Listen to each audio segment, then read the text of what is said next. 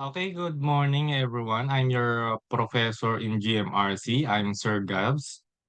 Let's start the midterms in module 2. Okay. The module 2 is all about the GMRC teacher reaching out to others. Let's start with lesson 1, making meaningful connections. In this lesson, you will learn how to make meaningful connections with your students. For your introduction, the teacher, whether teaching GMRC or other subjects, has a major role to play as children observe and internalize what they see in the teacher. So, because the teacher is always in the front of the students, and also the teacher is the mature or professional model as what children can observe from them. So she or he has to be a role model in her or his intra and interpersonal relationship. So intrapersonal relationship is all about the relationship between the teacher and within him or herself. How he dress, how he portray herself in front of the children. While interpersonal relationships is all about the relationship between the teacher and other person or other students. That's interpersonal relationship. Now we move on to diversity. When we say diversity, it's all about the differences between a human or the students. We can say there are diversity in terms of personal characteristics. So these cover the age, gender, communication style, socioeconomic background, and personality of the student. So not all students are of the same age in a classroom, and also their gender are not the same. So some schools require female students only to be able to enroll in their school, but most of the schools in the Philippines have variation in gender.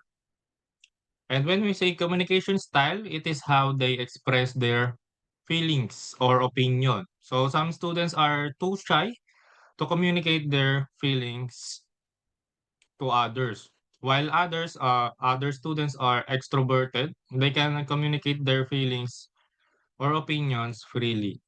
And when we say socio-economic background, it is about the economic status of the family, whether their parents are having high paid jobs or low paid jobs. And also the personality, it's all about their character. Okay?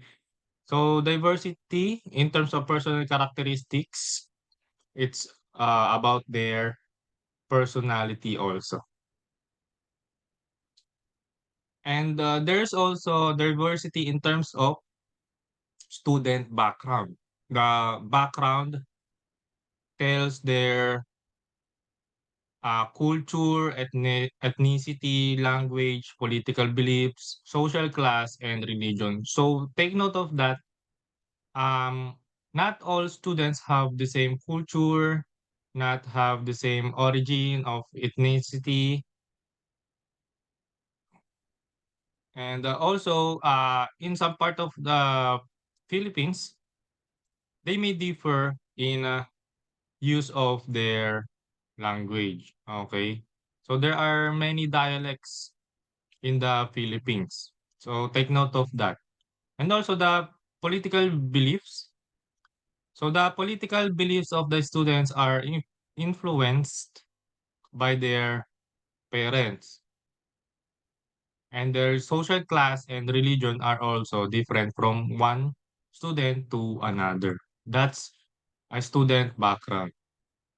And when we say diversity in terms of cognitive aptitude, it is the differences between cognitive abilities, technical abilities, and skills, as well as social abilities and skills. So that's under their cognitive abilities. So Not all students are smart, and not all students are failing in their subjects.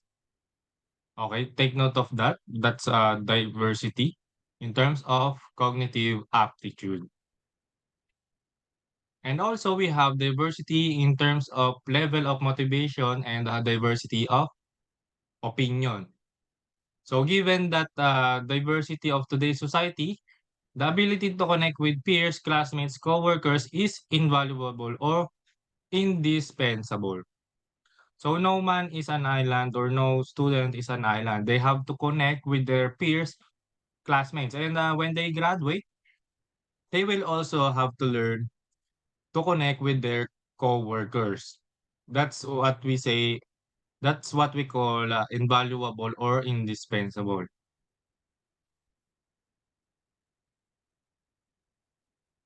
Okay, now we will move on to faulty assumptions.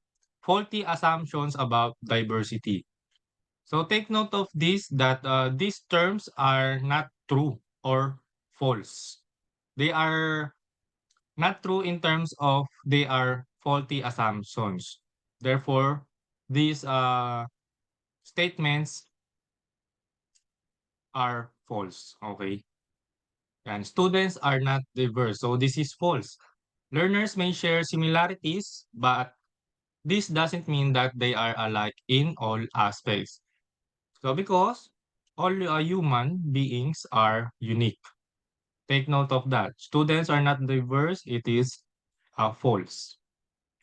Diversity doesn't matter. So it is also false. This assumption surfaces when diversity discussions stop at the idea that everyone is different. So take note that everyone is unique and everyone is different. Don't compare one student to another because all students are different. That is what we call diversity. Also, diversity has nothing to do with learning. This is also false. Diversity is an action inside the classroom, the lesson content, the examples being given, and how the teacher relates with the learners are the situations where diversity is apparent. Take note that in every lesson, in every activity, you must take in mind that every student is different from one student to another. So that is what we call diversity.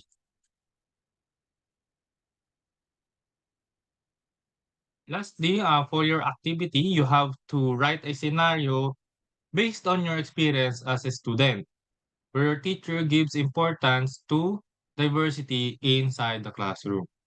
You may write this in a one whole bond paper to be submitted next meeting, okay? And that's the end of our lesson. Thank you for listening and good luck.